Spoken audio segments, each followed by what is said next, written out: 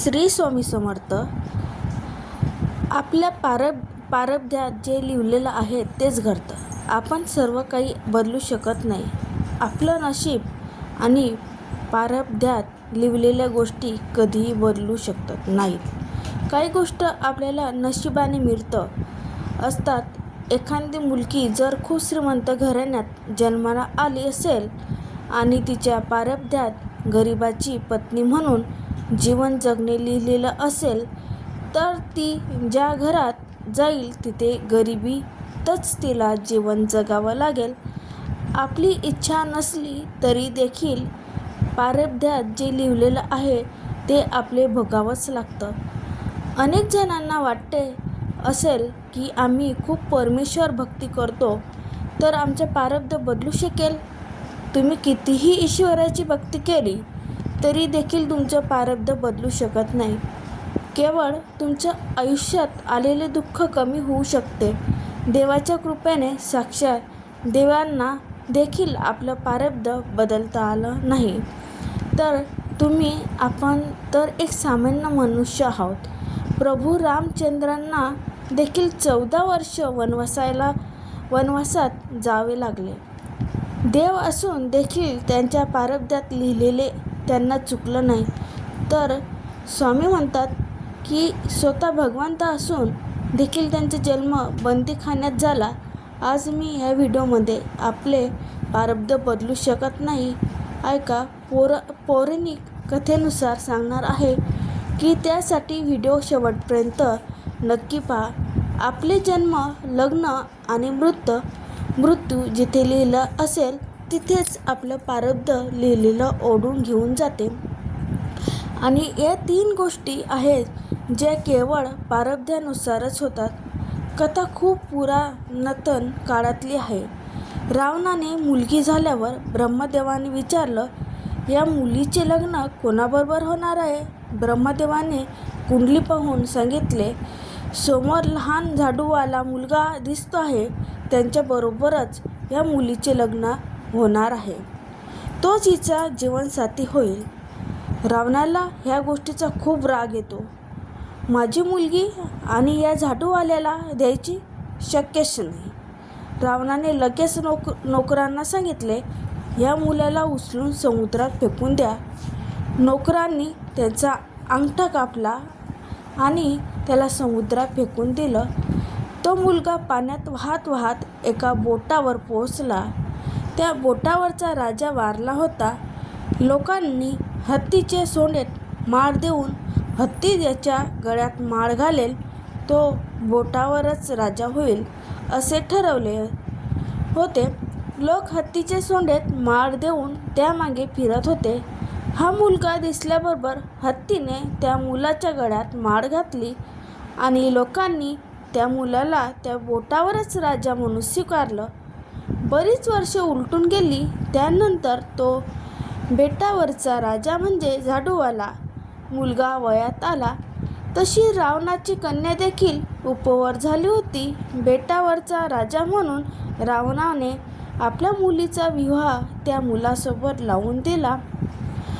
रावणाने पाहुणचारा करता एकदा आपल्या जावयाला आपल्या घरी बोलवलं. रावण हल्ली तो ब्रह्मदेव पण खोटं बोलायला लागलेत.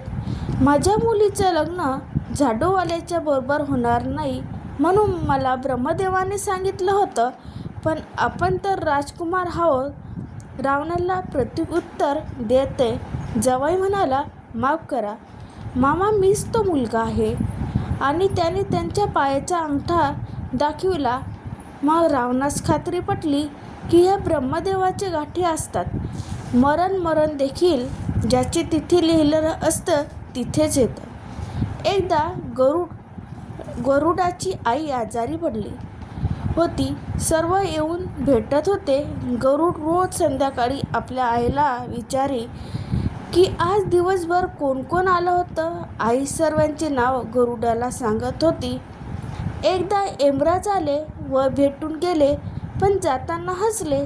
संध्याकाळी गरुडानं आईला विचारले, आज कोण आलं होतं? आई म्हणाली, आज यमराज आले होते व जाताना हसले. गरुडाला शंका आली, का हसले असावं यमराज. त्याने आईला उचलले व जंगलातल्या झाडाच्या खोडात ठेवले. यमराज दुसऱ्या दिवशी ही तिथे आला. गरुडाने यमराजांना विचारलं की आपण काल माझ्या आईला भेटण्यासाठी आलो होता त्याबद्दल मी आपले आभारी आहे, पण जाताना आपण हसला का? यमराज म्हणाले, तुझ्या आईचा मृत्यू या झाडाच्या खोडात असताना अजूनही घरात कशी म्हणून हसलो. गरुडाने झाडाच्या खोडात पाहिलं तर त्यांच्या आईच्या झाडाच्या खोडात वारली होती. तात्पर्य हे सांगायचे की कोणाचा मृत्यू बसमध्ये, कोणाचा रस्त्यावर तर कोणाचा पाण्यात, कोणाचा ॲक्सिडेंट तर कोणाचा आत्महत्या करून होतो. आणि हे सर्व काळाच्या हातात आहे, पण काळाचा परमात्मा आहे. दररोज सकाळी उठल्यावर कृतज्ञ व्हा आणि ईश्वराला प्रार्थना करा की आजपर्यंत तू जे दिलं आहेस ते तुझ्याचंच आहे. मी फक्त निमित्त मात्र आहे.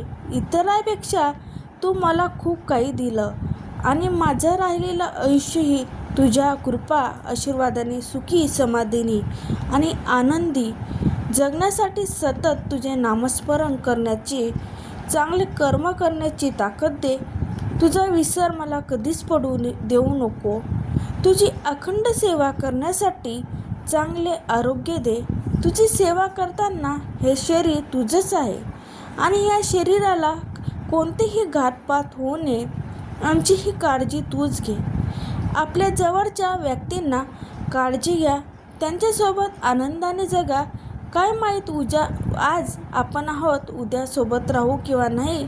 स्वतःची व कुटुंबाच्या जीवनाची तसेच आरोग्याची देखील काळजी घ्या. सतर्क राहून आपण आपले प्रारब्ध तर नाही बदलू शकत, परंतु येणाऱ्या संकटांना टाळू शकतो, सुरक्षित राहू शकतो. त्यामुळे वाहन चालवताना देखील नियमाचे व तसेच कायद्याचे पालन करा. एकामेकावर उदार होऊन एकमेकांना अडचणीत आणण्यापेक्षा मदत करायला शिका. इतरांना मदत करणे आपल्याला जमत नसेल तर शांत राहा, परंतु रिकाम्या उठाठेव करू नका. समाजातल्या मतलबी, स्वार्थी, अहंकारी, गर्विष्ठ लोकांपासून दूर राहा. कधीही कोणाच्या वाट्याला जाऊ नका, म्हणजे तुमच्या वाट्याला देखील कोणी येणार नाही. मैत्रिणींनो, हा व्हिडिओ आवडला असेल तर सबस्क्राईब नक्की करा आणि शेअर करायला विसरू नका. आणि श्री स्वामी समर्थ मित्रांनो.